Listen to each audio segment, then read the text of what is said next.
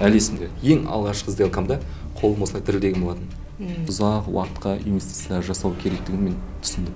Сол $2000 бір дестен жоғалтып алсам не болады деген қорқыныш болды ма?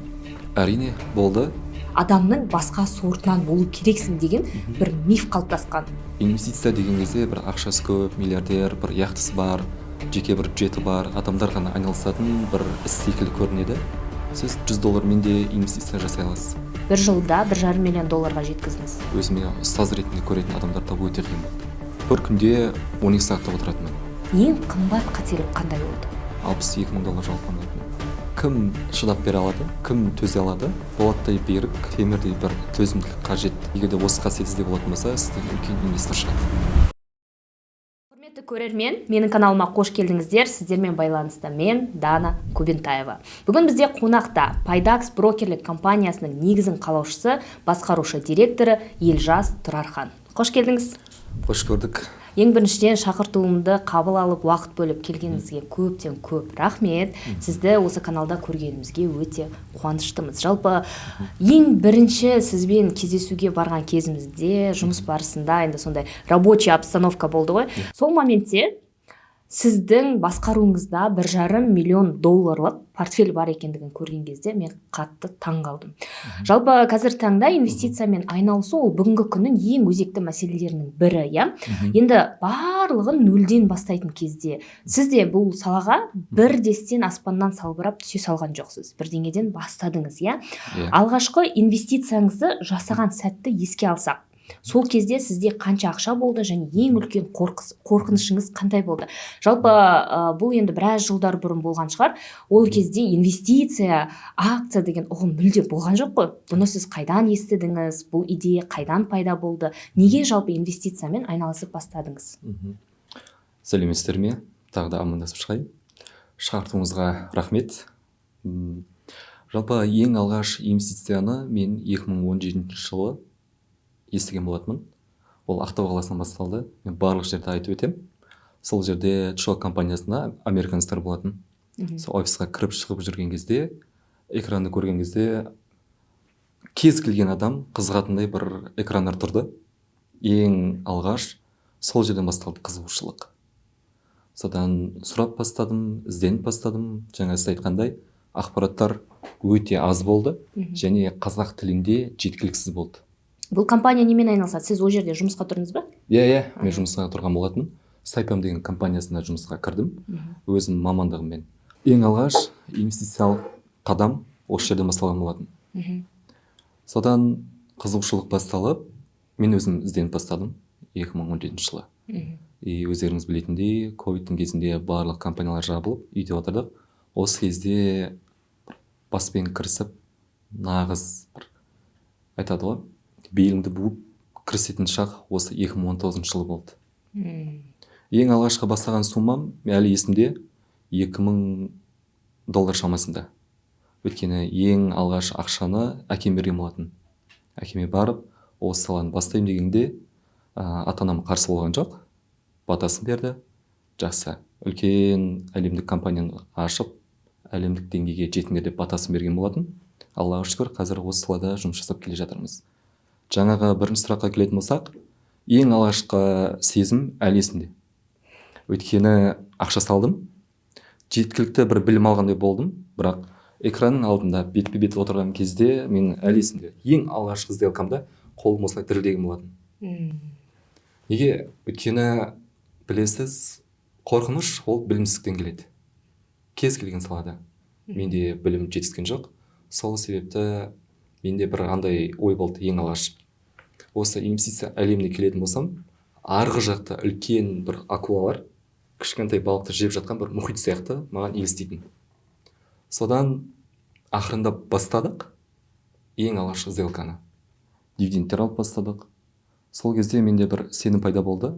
Осылай ақша табуға болатынын, және де ұзақ уақытқа инвестиция жасау керектігін мен түсіндім.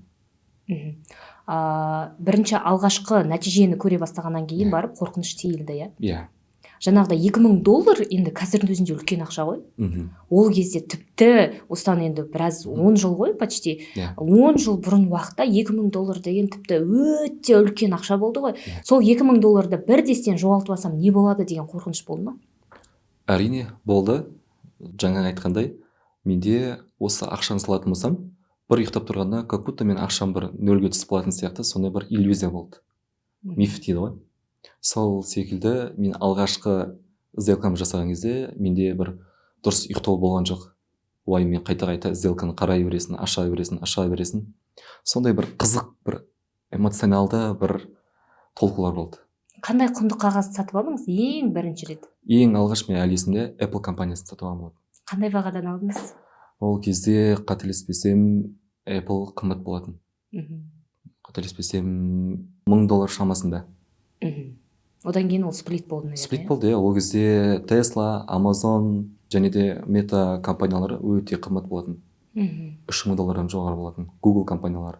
Сосын Tesla, Nvidia $10,500 бағасында болатын. Кейін сплит болды и содан түсіп бастады ғой. Ол кезде мен бастаған кезде қатты қымбат болатын бағалар. Күшті. Жалпы инвестиция деген кезде көп адамдар ол қиын, ол үшін сен экономист болуың керек, ол үшін сен финансист болуың керек. Жалпы сен былайша айтқан кезде бір адамның басқа сортынан болу керексің деген бір миф қалыптасқан. Бұған көзқарасыңыз қалай? Жалпы инвестицияны сіз $2000 бастадыңыз. Ал қарапайым адам, мысалы қазір Қазақстанда орташа жалақының мөлшері шамамен 300 мың мен 400 мың теңге арасында. Ол адамдарға экономист болу міндетті ме? Жоқ, өте жақсы сұрақ. Негізінде бізде бір қате миф бар. Инвестиция деген кезде бір ақшасы көп, миллиардер, бір яхтасы бар, жеке бір джеті бар адамдар ғана айналысатын бір іс секілді көрінеді. Ал негізінде инвестицияны бастау ол ақшаның бар болуынан емес. Мен айтар едім, бұл жерде дұрыс майндсет, ойлану, ой маңызды. Сіз $100 де инвестиция жасай аласыз. Бізде көбісі ойлайды ғой, көп ақшам болса ғана мен инвестиция жасайын деп. Жоқ, керісінше жоқ кезде инвестиция жасау керек. Қазір $100-дан, мысалы жай ғана мысал, 5 рет Starbucks кофесін ішпесеңіз, сіз оның 1 штук акциясын сатып ала аласыз. Инсайт күшті. Ал бізде қалай $100-200 артық болатын болса, міндетті түрде бір қымбат киім алу керек, немесе бір жеңіл бір ішіп жегенге, қыдырып келгенге құртып жатамыз ба? Мәселе ақшаның бар болуында немесе жоқ болуында емес, ақшаны дұрыс басқаруда. Егер де сізге аспаннан салбырап $1 миллион түссе де, сіз дәл қазіргі $100 басқара алмасаңыз, сіз ол $1 миллион бір айда, тіпті бір күнде құрта алуыңыз мүмкін. Ұзақ уақытқа бара алмайсыз. Сондықтан да бұл жерде ойлану маңызды. Инвесторлық көзқараспен ойлану. Ал білім жағы ше, мысалы мен бір орталарға барсам, бұл дана, бұл жаңа инвестициямен айналысады, бұл акциялармен айналысады, бұның басы қатты істейді деп таныстырып жатады мені құрбыларым, таныстарым. Сол кезде мен ойлаймын да, мысалы ол қарапайым нәрсе ғой, ол үшін бір экономист болу, финансист болу міндетті емес қой. Негізі кез келген адам жай ғана магазинге барып, чипсы, кола, кофенің орнына айына хотя бы 10 мың теңгеден 10 мың теңгелік акцияларды көп қой, 10 мың теңгеден инвестиция салып бастайтын болса, бастапқыда ол білінбейді. Кішкенеден, бірақ ең соңында біраз жылдар өткеннен кейін оның эффектісі үлкен болады. Мысалы, сіз $1,5 миллион портфельді қанша уақыт аралығында құрдыңыз? Жалпы ол үлкен суммадан басталған болатын. Бізде осы 2024-тің сәуір айында үлкен бір қатты құлау болды ғой. Сол кезде басталған портфель. 1 жыл бұрынғы. 1 жылда $1,5 миллион жеткіздіңіз. Жоқ, $400 мың шамасында. $400 мың таза пайдасы. Мен айтып жатқан суммам жалпы сумма. Портфельдегі. Күшті, керемет. Пайдасы $400 мың. Қазір нарықта сізді көпшілігі сіздің компанияңызды брокер ретінде таниды. Жалпы брокер деген кім? Қарапайым тілде. Мысалы, осы видеоны көріп отырған оқырмандар инвестициямен айналысу керек, ол жақсы, акциялар сатып алу керек деген ұғымға келуі мүмкін. Бірақ брокер тақырыбына келген кезде өте үлкен бір жағдай түсініксіз алаңға тап болады. Қазір таңда брокерлар өте көп. Әр қайсының рекламасы, әр қайсының беріп жатқан ұсыныстары шыны керек қатты қызығасың. Мысалы менің өзіме енді мен блог жүргізгендіктен күнделікті бірнеше брокерлік компаниялар жазады ұсыныс тастап. Бірақ барып қалтаңдағы ақшаңды біреуге бере салу және оған сену ол оңай нәрсе емес. Мысалы сізді нарық лицензиясы бар сенімді брокер ретінде таниды. Пайдакс компаниясына сенуге болады, лицензиясы бар брокер ретінде таниды, иә.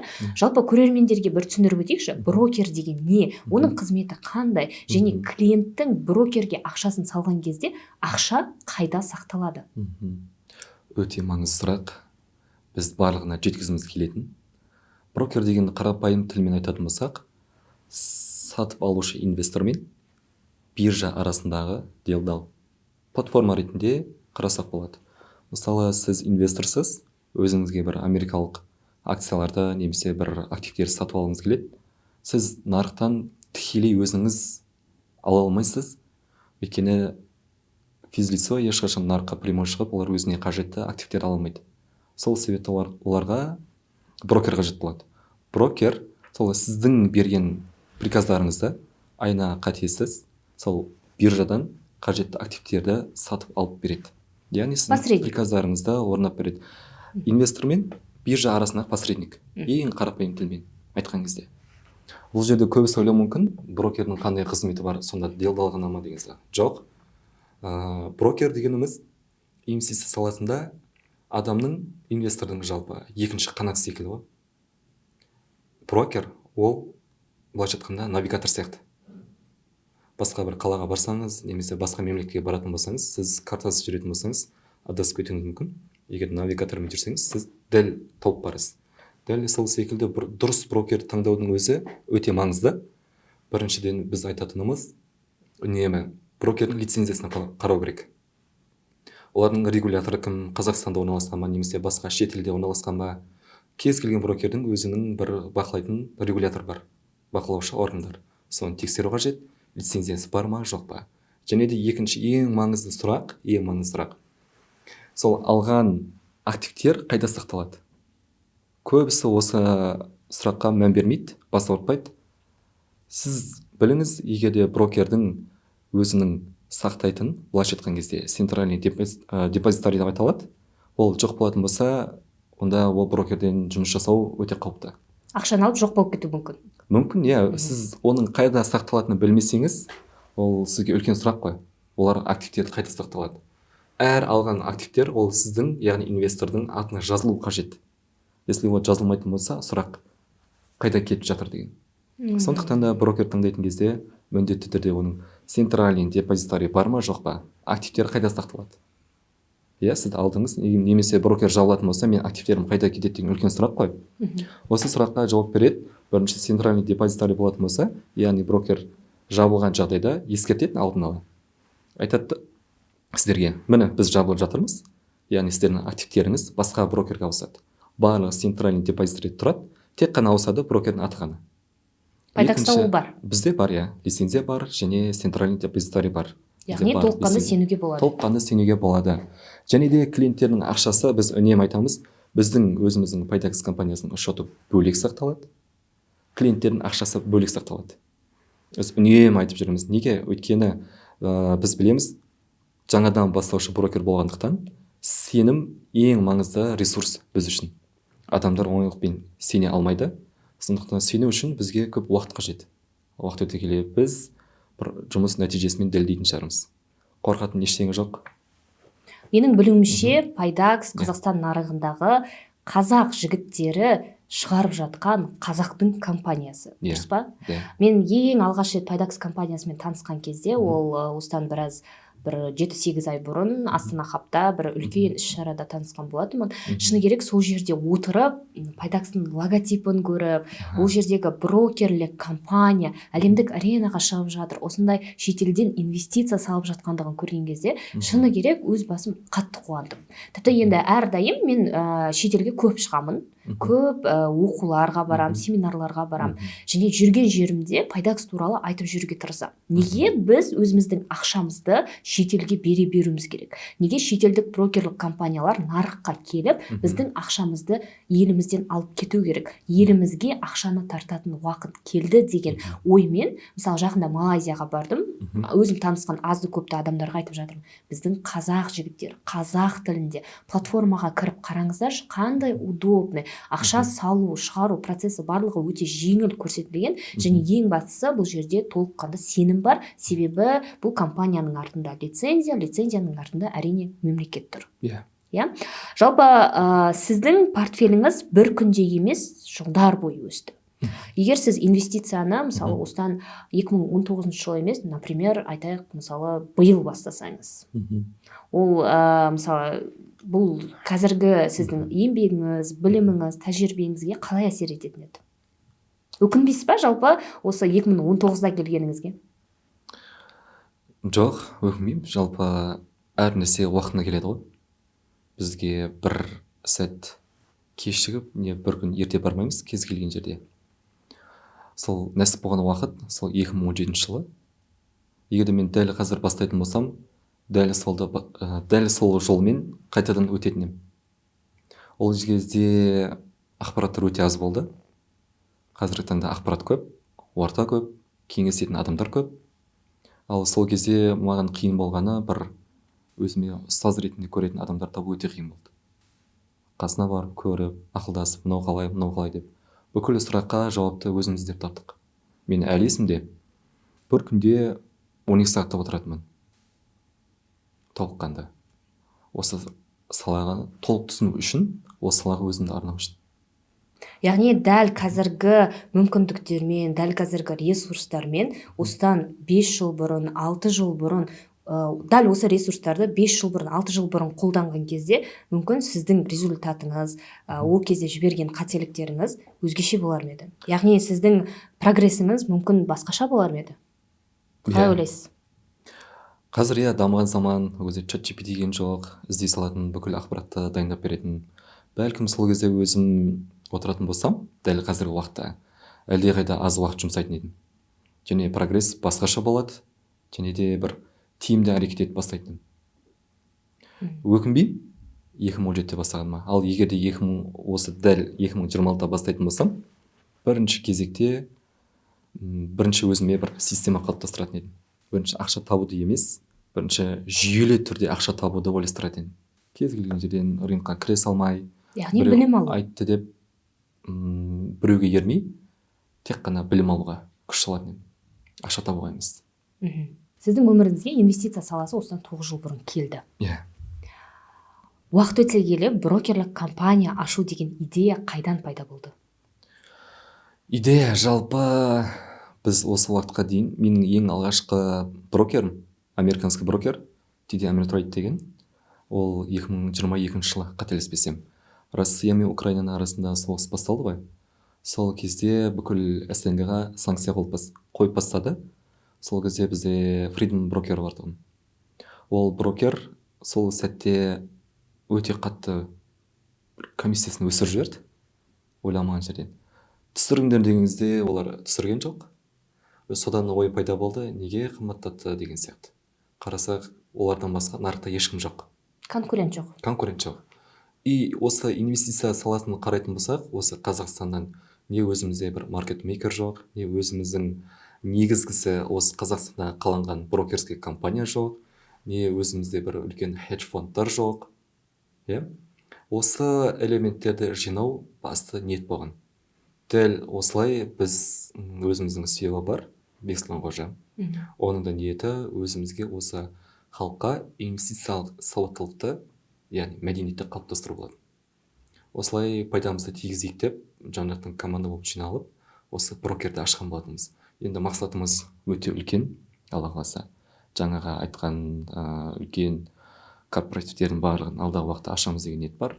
И осылай ақырында жұмыс жасап келе жатырмыз. Бұрынғы болған арман мақсат қазір жүзеге асып жатыр. Жалпы осы 9 жыл аралығында инвестиция саласы болсын, портфель құру, активтерді таңдау, иә, оны жүйелі түрде өсіру, дивидендті дұрыс пайдалану, брокерлік компания ашу, енді бір менің ойымша бұл өте үлкен жұмыс, үлкен жауапкершілік және ең бастысы өте үлкен риск, үлкен тәуекел ғой. Тем более ол дегеніміз қазір елдің ақшасын жинап алып, иә, брокерлік компанияға оны енгізіп, оны еще басқару, өсіру, бұл деген үлкен жауапкершілік қой, кәдімгідей баспен жауап беретін жауапкершілік қой. Осы жолда сізді бір қатты өсірген ең бір маңызды шешіміңіз қандай болды? Және де ең қымбат қателік қандай болды? Ең қымбат қателік осы брокерді ашуда ма? Иә. Жалпы брокерді ашуда, инвестициялық портфель құруда. Может, бір кездері эмоцияға булыққан шығарсыз, жаңағы біреу айтқан хайповый акцияларды, иә, хайпта тұрған акцияларды барып сатып алып, үлкен шығынға ұшыраған боларсыз. Ең қымбат қателігіңіз қандай? Ең қателік үлкен, ең үлкен минус ол шыдамсыздық, жадность и адамдардың инсайдерский деген ақпараттарына сеніп, хайп қуып, жаңа өзіңіз айтқандай, үлкен сделкаларға үлкен суммамен кіру. Мен айтар едім, инвестиция бастайтын адамдарға және бастаған адамдарға ең алғашқы 2-3 жылдықта сіздер ақша табуға фокус қоймаңыздар. Бірінші, өзіңізге бір жүйелі түрде ақша табудың тетіктерін ойлап табыңыздар. 3 жылдан кейін, 4 жылдан кейін, енді әлемнің 8-ші керемет дейді ғой, сложный процент. Ол өзі-ақ сізге капиталыңызге жұмыс жасап бастайды. Ең үлкен қателігім осы болды. Өйткені адамдардың берген сигналына, хайптарға сеніп, үлкен пайызға кіріп кету. Қанша жоғалттыңыз? Бір қатты жоғалтқан ақшам, ол кезде опшнспен мен $62,000 жоғалтқан болатынмын. Масқара. Опционмен. Стресске түстіңіз ба? Стресске түсті ғой, ол кезде піспеген кез, эмоция ол кезде ұшып тұрған кез. Оңай болған жоқ, но үйрендік, біз түсіндік. Нағыз инвестор болатын адам, ақшасы көп болатын адам емес, кім шыдап бере алады, кім төзе алады, болаттай берік, темірдей бір төзімділік қажет. Егер де осы қасиет сізде болатын болса, сізден үлкен инвестор шығады. Ал сізді керісінше қатты өсірген бір ең маңызды болады ғой өмірде, бір круговорот болады ғой. Бір анауда болмайды, мынауда болмайды, мынаны бастайын десең, жаңағы кедергі шығып жатыр. Енді мен білем, енді осы салада жүргеннен кейін инвестицияға, акцияға келген кезде бірінен кейін бірі шыға береді. Мынаны үйреніп алсаң, мынаны үйрену керек, мынаны үйренсең, мынаны үйрену керек. Вроде бәрін білесің, бірақ іске келген кезде сен активтерді дұрыс таңдамайсың. Және ол мәселе, ол тек менің басымда ғана емес, ол жалпы осы салада жүрген барлық адамдардың басында бар.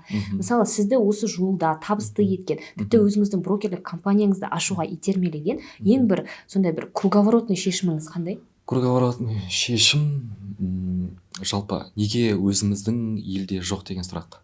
Неге өзіміз жасамаймыз? Неге бізде көбісі айтады, қазақта анау жоқ, қазақта мынау жоқ деп. Неге өзіміз осыны бастамаймыз? Қазақта бар негізінде. Қазақта кейде қолдау жоқ. Көре алмайды, аяқтан шалады. Мысалы, біз жасап жатырмыз.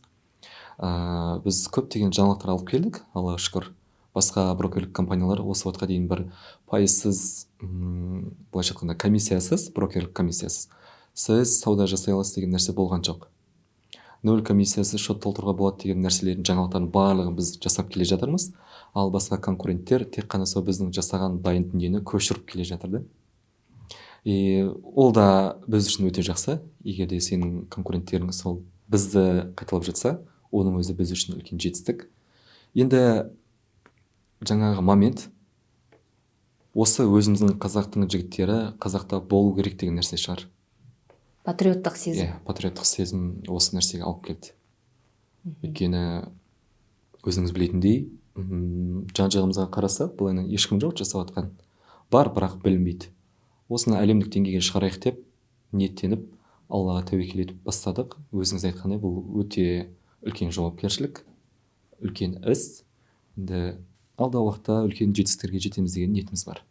білесіз ба, осыдан шамамен 7-8 ай бұрын, әлі сіздерді танымайтын кезімде, мен Дубайға бір обучениеға бардым. Үлкен ірі инвесторлармен кездестім. Сол жерде қарап отырсам, жалпы көптеген инвестициялық портфелі бар, жаңағы ірі брокерлік компаниясы бар тұлғалардың көпшілігі басқа ұлттың адамдары. 80%-ке бір қытайлықтар деп айтатын едім.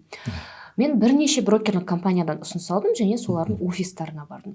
Дубайдың төрінде, енді айта алмаймын ол офистардың әдемілігін, ол жердегі қаншама сотрудник жұмыс жасап жатыр. Былай қарап тұрсаң, қаншама адамды еңбекпен қамтамасыз етіп, қаншама адамға табыс табуға мүмкіндік беріп жатыр. Сол картинаны көрген кезде мен ойладым, неге біздің Қазақстанда жоқ деп. Неге Қазақстан нарығында өзінің брокері жоқ, өзінің қазақ жігіттері, қыздары жасаған брокерлік компания жоқ деген менде идея пайда болды. Сөйтіп Қазақстанға келдім. Сол идеямен жанып келген болатынмын. Тіпті бір моментте ойладым, менің брокерлік компаниям болса қалай болады екен деген сияқты ойлар мені мазалаған болатын. Сол сәттерде енді айтады ғой, кез келген нәрсе ол кездейсоқ емес деп. Сөйтіп бір парақшаларда отырып, мен сіздерді көріп қалдым. И сол ситуацияда әлі есімде, мен жаңағын көріп жатырмын, үйде қарап отырмын да, и ойлаймын ғой, мәссаған, мен кеше ғана осы нәрсені ойлап едім. Ал бар екен ғой Қазақстанда, жігіттер бар екен, қазақтың жігіттері, қыздары бар екен, осы салада жұмыс істеп жатқан. Қазақстанда қаланған брокерлік компания бар екен ғой. Неге қазақтар осыны қолдамайды? Неге ақшасын барып біреуге беруге, біз жаңағыдай мастер спортамыз, біреуге апарып беруге. Ал өзіміздікіне келген кезде жаңағыдай вдруг ол алдап кетеді, вдруг ол жабылып қалады, вдруг ол жаңағы 10-е, 5-е, көптеген мәселелер. Енді мен осы Пайдакс компаниясын қолдап келе жатқаныма шамамен 2 айдай уақыт болды. Осы аралықта да жаңағы айтып отқан көре алмайды деген нәрсені көріп келе жатырмын. Бір енді жұмыс болғаннан кейін кез келген бизнестің, кез келген жұмыстың бір жаңағыдай но деген моменттері болады ғой. Ақшаңды саласың, кейбір кезде банктың кесірінен там 2-3 күндеп жаңағы процессе тұрып қалады деген сияқты мәселелер болды. И осы аралықта да мен көрдім жаңағыдай Пайдакс ойбай дұрыс емес екен, жаман екен, мынау деген оңбаған екен деген сияқты әңгімелерді шыны керек естідім да. Сосын мен ойладым, мен отырып ойландым. Негізінде бұл үлкен жұмыс, үлкен компания. Бұны өзіміздің жігіттер жасап жатыр ма? Сену керек. Сенім керек.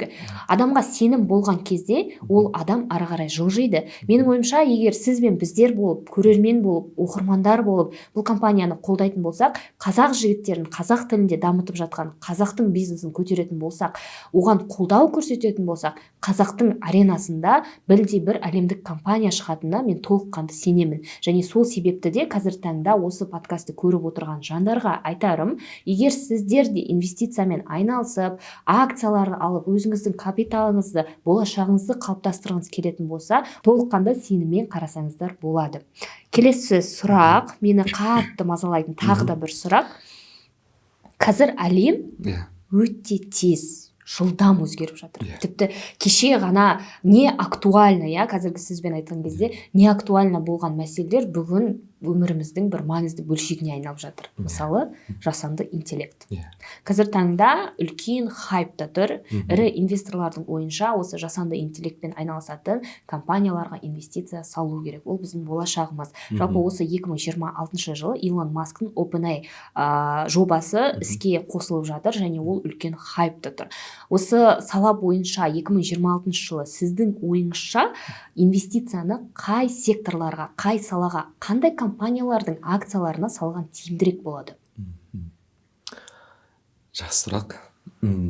Бәріміз білетіндей, қазір хайп, күллі назар осы жасанды интеллект дейді ғой, AI. Осыны салу қажет, бірақ менде бір ұстаным бар.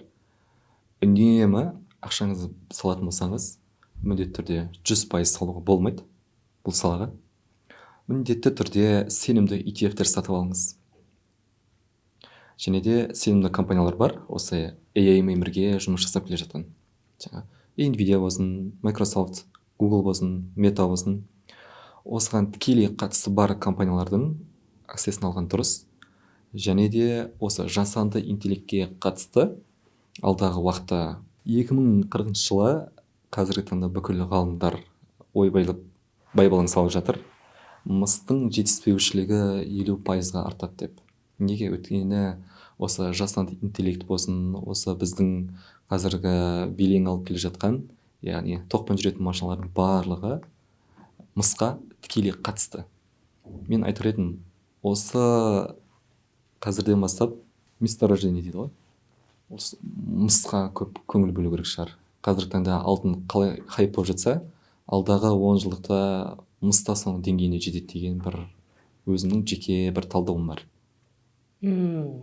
Яғни мыспен айналысатын компанияларға, сол саладағы ETF-тарға көбірек көңіл бөлген дұрыс деп есептейсіз, иә? Күшті, керемет. Жалпы нарық әрдайым өсе бермейді. Мен өзімнің оқырмандарыма, шәкірттеріме әрдайым айтамын, ракета сияқты актив өсе бермейді, және ракета сияқты құлай бермейді. Нарық құлаған сәттер болады. Мысалы, дәл қазір алтын мен күміс үлкен хайпта тұр.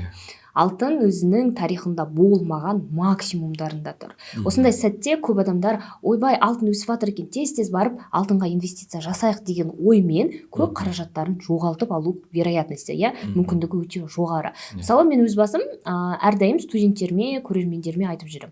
Алтын ол сіздің қорғаныш активіңіз. Алтынға ақша табамын деп емес, алтында ақшамды қорғаймын деп инвестиция салуға болады. Яғни қазір алтын мен күмістің, жалпы металдардың қатты өсіп кеткендігі, ол бір кризистің, геосаяси жаңағы әртүрлі шиеленістердің себебінен болуы мүмкін, Жалпы нарық әрдайым бір өзінің алдына бір қозғалыстар жасап жатады.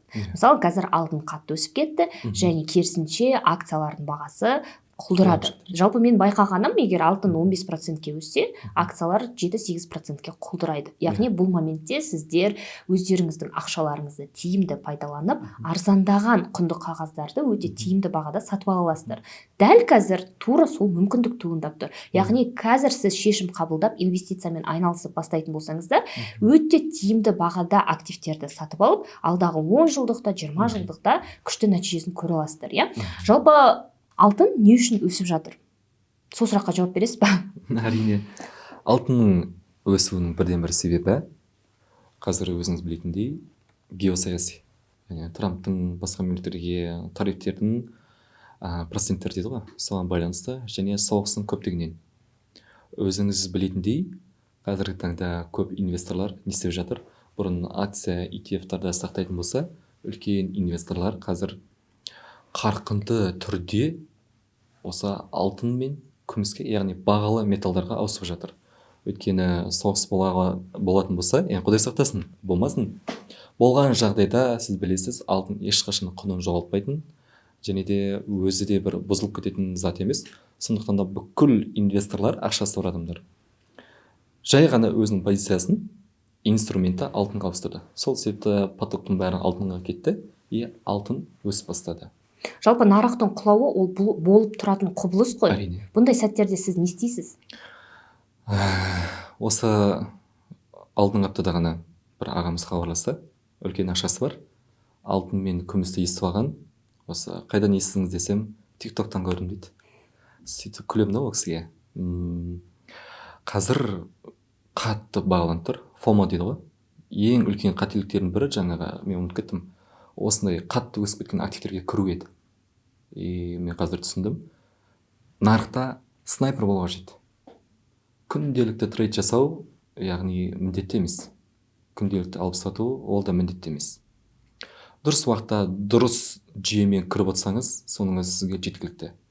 Бұндай кезде, жаңа өзіңіз айтқандай, кез келген активтің қатты өсуі бар және құлауы бар. 2008-де алсаңыз да болады. Және де осы кеше ғана 2024-те құлады ғой. Соны қарайтын болсаңыз, қалай құлайды, ол міндетті түрде қайтадан орнына келеді. Мүмкіндік, ол просто мүмкіндік. Мысалы, сіз былай түсінсеңіз болады. Қымбат бір Gucci болсын, Dior болсын, барлығымыз жақсы көретін магазиндер бар, Сол магазиндерде 50% акция болып жатыр деп қабылдасаңыз, өзіңізге жеңіл әрі түсінікті болады. Сол қабылдау қажет. Өйткені барлығымыз қымбат кезіне аламыз дағыны, баға түскен кезде сәл қыздарып тұрса, шошып, FOMO-мен сатып жібереміз. Бұл қызару, бұл құлау норма. Оған үйрену қажет. Ол үшін бір психологиялық дайындық керек шығар. Адам бірден келмейді бұл нәрсеге. Уақыт өте келеді. Жалпы бұл салада негізі психология ол ең маңызды бөлігі ғой. Әрине. Сіз осы 9 жылдық тәжірибеңізде сізді бір алдыға итермелеген, осындай бір қып-қызыл болып тұрған сәтте оны сатып жібермей, өзіңді ұстап, ары қарай инвестиция жасауға итермелеген қандай да бір принциптер бар ма? Мысалы, көп жаңадан бастаушы инвесторлар, менің енді тәжірибемде көп кездеседі да. Жаңағыдай бір акцияны сатып алады, және сол акция құлдырап бастаған кезде, не істеймін, мынау құлап бара жатыр, ойбай, не істеймін, мынау минус $400 кіріп кетті деп. Сөйтіп мысалы жазып жатады, дайректіме де жазып жатады мысалы ше. Сондай моментте сіздерде болды ғой ол нәрсе, сіздің басыңыздан да өтті, ол менің де басымнан өтті. Сізді бір алдыға қарай итермелеген. Бұл жаңағыдай орысша айтқан кезде бір свет в конце тоннеля деген бір ұғымды берген ішкі бір принциптарыңыз бар ма? Немесе ережелер ма? Жалпы осы психологияны қалай жетілдірдіңіз? Әрине, кез келген бір жетістікке жету, сол істің маманы болуында бірінші кезекте білім алу, сол біліммен практика жасау, және сол практикада қателесу сізді дәл қазіргі бүгінгі деңгейге жеткізеді. Біздің көбісіміз шатасатынымыз білім мен білуді. Сіз оқи аласыз, біреуден курс немесе естіп аласыз, мен білемін деп ойлайсыз. Бетпе-бет келген кезде, сол активтерді алатын кезде сізде білім аз. Неге? Өйткені сіз практикадан өтпегенсіз. Қателесіп көрмедіңіз. Сол қателіктердің нәтижесінде үнемі журналинг деген нәрсе бар. Мен үнемі жазып жүремін. Қателестім ба? Не үшін қателестім? Қандай болды? Келесі позицияда мен соны қайталамауға тырысамын. Және бірінші тәртіп, дисциплина өте маңызды. Өзіңізге мақсат қоясыз. Мен бір күнде $1000 табуым керек, немесе бір айда $1000 табуым керек десеңіз, нарық сізге $10,000 ақша табатын мүмкіншілік беріп тұрса да, жүгіріп кетпей, осы тәртіптен, дисциплинадан асып кетпей, осы жолмен жүретін болсаңыз, алдағы 5-10 жылдықта сізден өте үлкен тәжірибелі бір инвестор шығады. Яғни сізді осы күнге дейін жеткізіп отырған ішкі принципіңіз осы, дисциплина. Дисциплина. Және де жоспар. Жоспарсыз ештеңе болмайды. Дисциплинасыз ештеңе жете алмайсыз. Өйткені сіз мысалы жай ғана садақпен бір жерге ататын болсаңыз, сіз бір ауаға атпайсыз ба? Белгілі бір өзіңіздің алдын ала жоспарлаған бір межеңіз болады. Соны дәлдеп атасыз. Бұл да сол секілді. Жалпы білесіз ба, менің өмірімде бір принцип бар. Орысша айтқан кезде учись у лучших, ошибки делай свои. Мен осы принципті өз басым қатты ұстанамын, және мені осы күнге дейін сіздер көріп жүрген жетістікке жеткізген бірден бір ішкі стержен, ішкі принцип ол осы нәрсе. Яғни мен әрдайым білім аламын, бірақ қателіктерімді өзім жасаймын. Сол қателіктердің көп болғанына қарай сіздің көбірек мүмкіндігіңіз ашылады, көбірек сіз нарықтан мүмкіндіктерді көре бастайсыз, және ең соңында 10 рет қателескен адам 11-ші ретінде дұрыс әрекет жасап, 10 қателіктің орнын баса алатын мүмкіндік алады. Келісеміз бе? Әрине. Күшті. Алдағы 10-20 жылда инвестициямен айналысатын және айналыспайтын адамдардың өміріндегі айырмашылық қандай болады? Енді барлығына белгілі шығар, айырмашылық өте үлкен болады. Мысалы, жай ғана бір екі көрші болатын болса, мысалы, бір көрші бар, тапқан таянғадын тойға, болмаса шамадан тыс артық киімдер, шетелге шығу деген сияқты. Мүлде ақша жинамайды, тек қана құртумен ғана шұғылданады. Ал бір көрші бар, тек қана ақшасының 20-30%-ын инвестицияға сала береді. Енді өзіңіз ойлап көріңіз. Екеуінің айырмашылығы 10 жылдан кейін жаңа инвестицияны бастап келген адам оған капиталы жұмыс жасайды. Ал ана адам, жаңағыдай ақшасын оңды-солды шаша беретін адам, ол сол мүмкін бір қартайған кезде бір мемлекеттің бір зейнетақысына тәуелді бір адам болып қалатын шығар. Мен ойлаймын, қадірлі болу үшін, қазақ енді қадірлі деген сөз жақсы көреді ғой. Қадірлі ата-апа болғыңыз келсе, инвестицияны қазірден бастап бастаңыздар. Ақшаңыз болу керек. Ақша болу керек, міндетті түрде. Сол кезде сыйлы боласың, біреуге бірдеңе бере аласың, сөзің өтімді болады, сыйлы боласың. бұл өмірлік факт қой. Ақшасы бар адам ол әрдайым ортаңа сыйлы, туыстарына сыйлы, достарына сыйлы. Ақшасы жоқ адам ол ешкімге де керек емес. Сондықтан ертеңгі күні сыйлы адам болам десеңіздер, қазірден ақша жинап, капитал жинап, инвестиция жасап, акциялар алумен айналысу қажет. Жалпы қазір осы подкастты көріп отырған жандар, мен ойлаймын, көріп отырған көрермен инвестиция саласына қызығып жатыр, және осы инвестицияны былайша айтқан кезде қарапайым тілде бір үйде отырған ана болсын, айлыққа жұмыс жасап жүрген бір адам болсын, қарапайым түрде мен де бастағым келеді деген адамның ең бірінші әрекеті шаг за шагом, қадам қадаммен, степ бай степ не жасау керек? Егер де ол адамдар менде бір бастап көрейінші деп қызығушылық оянатын болса, мен айтар едім, ең бірінші осы саладан қатты тереңдет болмаса да бір білім алу қажет. Және де брокерлік шот ашу қажет, және сенімді брокер таңдау қажет, және бір мамандармен ақылдасып бастау керек шығар. Енді бір айына $1000 беріп, немесе біреуден бір консультация алудың қажеті жоқ. Жай ғана өзіңіздің тапқан ақшаңыздың 15-20%-ын өзіңіздің брокерлік шотқа бастай беріңіз. Ең үлкен қадам осы брокерлік шот ашуға. Сіз уже осы қадамның, осы жолдың жарысын жүріп қойдыңыз деген сөз. Миға сигнал кетті, хорошо, ары не істеймін? Ақылдасып, мамандардан бір кеңес алып бастап кету керек. Қиындатпау керек. Бізде көбісі ойлайды, ақша табу үшін көп ақша болу керек, жаңа айтқандай. Инвестицияға келген кезде былай айтар едім. $100,000 адам бар, бүгін бастаймын, ертең бастаймын, бір айдан кейін бастаймын деп. Немесе айына бір 300 мың теңге табатын адам бар, 10%-ын өзінің инвестициялық портфеліне ақшасын тұрақты түрде, жүйелі түрде инвестиция жасап отырады. Мен айтар едім, осы адамдар $100,000 бар, $1 миллион бар адамдардан әлде қайда алда. Бай деп айтар едім. Неге? Өйткені осы тұрақтылық, осы жүйе сізді бір үлкен бір жетістікке жеткізеді. Қатты бір байып кетпесеңіз де, әрине енді байып кетіңіздер, бірақ белгілі бір деңгейге дейін сіздерді бір табысқа жеткізеді. Күшті. Ал құрметті көрермендер, егер осы подкастты көріп отырып, құнды инсайттар, құнды білімдер алсаңыздар, міндетті түрде Пайдакс компаниясына және маған тіркелуді ұмытпаңыздар. Және де осы подкастты көріп отырып, алған құнды инсайттарыңызды өздеріңіздің стористарыңызға бөлісіңіздер. Осы видеоның астына комментарийге жазып өтіңіздер. Сол комментарийлардың арасынан біз 3 адамға дайындап қойған сыйлығымыз бар. Сол комментарийның ішінен ең ұнаған пікірлерді алып, біздің компанияның атынан 3 адамға Nvidia компаниясының сингл стогын береміз. Және де компаниямыздың 3 штук мерч футболкасын берейік.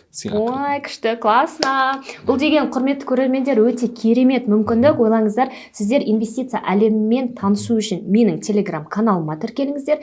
Брокерлік шот ашып $50 бонусты Пайдакстан аласыздар. Және де осы видеоның астына өзіңіздің осы подкастты көріп отырып алған құнды инсайттарыңызды бөлісу арқылы өзіңіздің портфеліңізге алғашқы акцияны да тегін ала аласыздар. Елжас мырза, осы подкаст үшін көптен көп рахмет. Көрермендер үшін де және өзім үшін де құнды ақпараттар алдым. Алдағы уақытта сіздің тәжірибеңізде кездескен қателіктерді біз жасамауға және де сіздікін де үлкен портфельге жету жолында осындай тәжірибеңізбен бөлісіп, уақыт бөліп келгеніңіз үшін көптен көп рахмет. Сізге де рахмет, шақырып бізді ашып таныстырып жатқаныңызға. Өйткені көп адамдар сұрайды бізден. Енді қазіргі қоғамның бір талабы, сен міндетті түрде бір TikTokта болсын, инвесторда танымал болуың керек, сол жақта отыруың керек деген сияқты. Бізде енді көп адам танымайды. Енді узкий круг қана біледі. Сізге рахмет, шақырып бізді таныстырып жатқаныңызға. Қазіргі өзіңіз білетіндей, мен көп жерден естимін, біздің міндетті түрде Instagram немесе TikTok сұрайды. Біз ол әлеуметтік желілерде белсенді емеспіз. Сол жерде отыратын адамдарға бізді таныстырып, оларға біздің ақпараттарды жеткізіп жатқаныңызға рахмет. Мен ойлаймын, алдағы уақытта бұйырса бірлесіп, үлкен мақсаттарға, үлкен жетістіктерге бірге жетеміз деп. Сізге рахмет. Сізге де көп рахмет. Құрметті көрермендер, қазақтың бизнесін қазақтың жерінде бірге қолдайық. Барлықтарыңызға сәттілік.